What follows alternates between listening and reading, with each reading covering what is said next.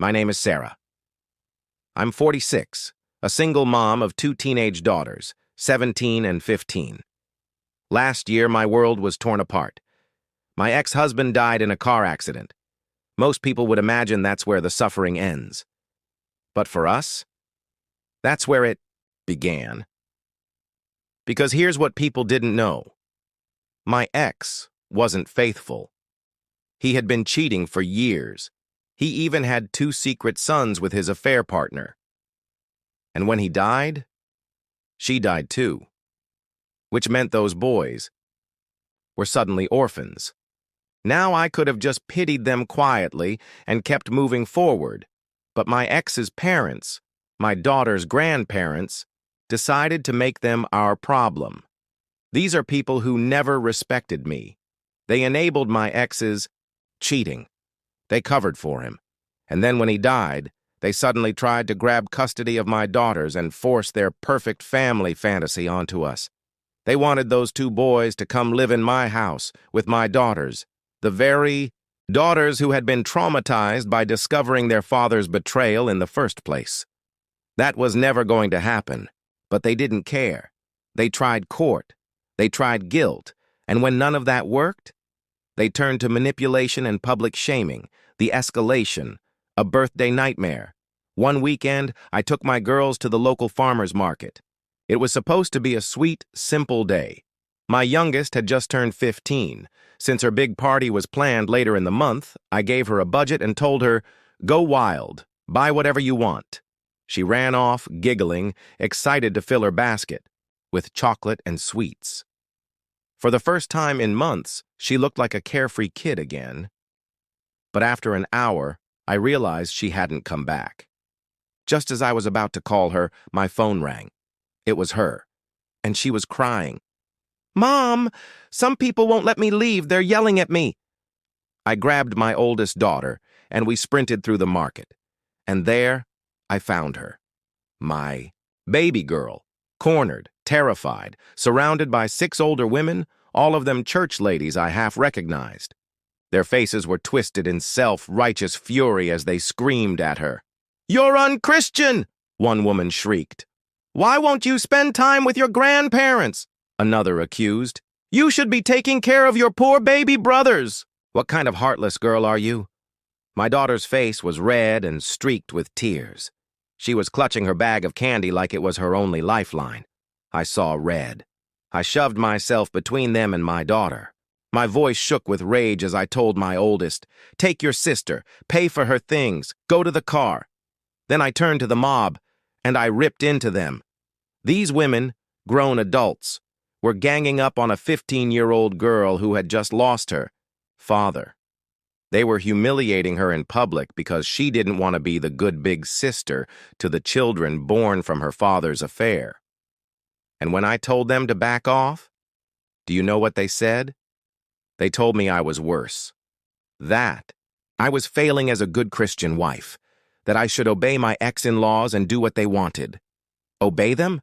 My husband was dead, and I wasn't about to let anyone destroy what was left of my daughter's peace.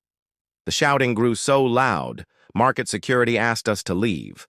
Those women followed me like vultures, spitting Bible verses and insults all the way to my car. That night, after I tucked my girls into bed, I broke down. Not from weakness, but from fury, because I knew this wasn't random. This was orchestrated.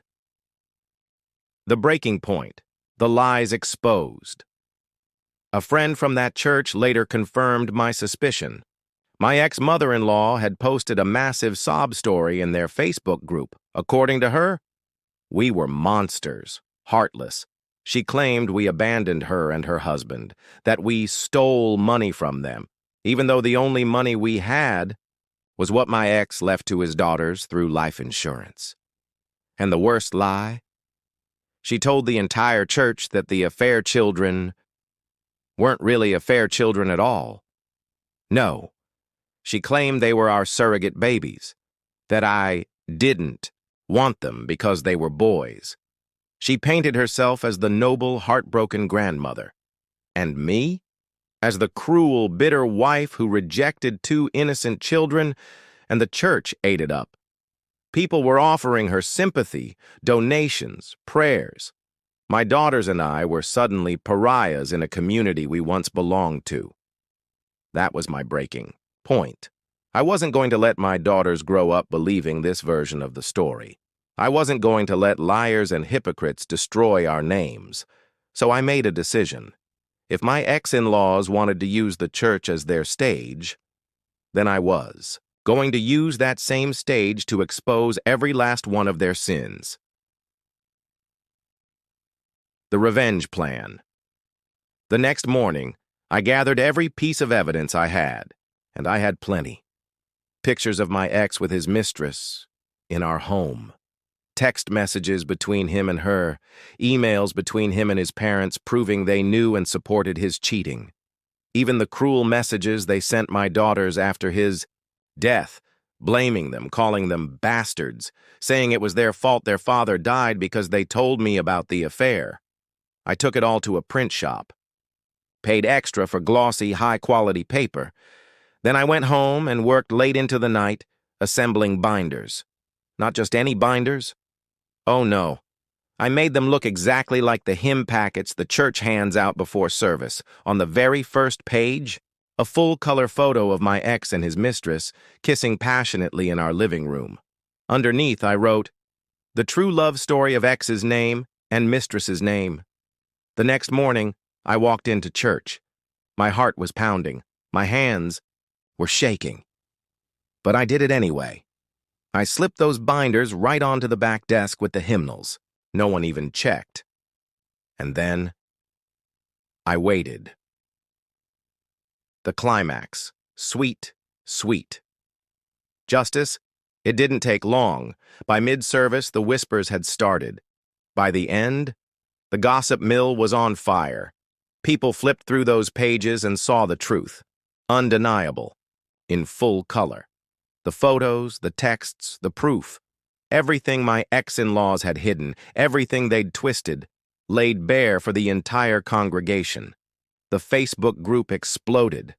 People who had called my ex a saint now called him a disgrace. His mistress? A Jezebel. And my ex-in-laws? They were dragged harder than anyone. For supporting cheating, for bullying grieving children, for lying to everyone's faces. The backlash was so vicious the pastor had to intervene just to keep the language Christian-friendly. But the damage was done. And me? I sat back, sipping my coffee, watching the fire burn. Aftermath, the fall of the hypocrites.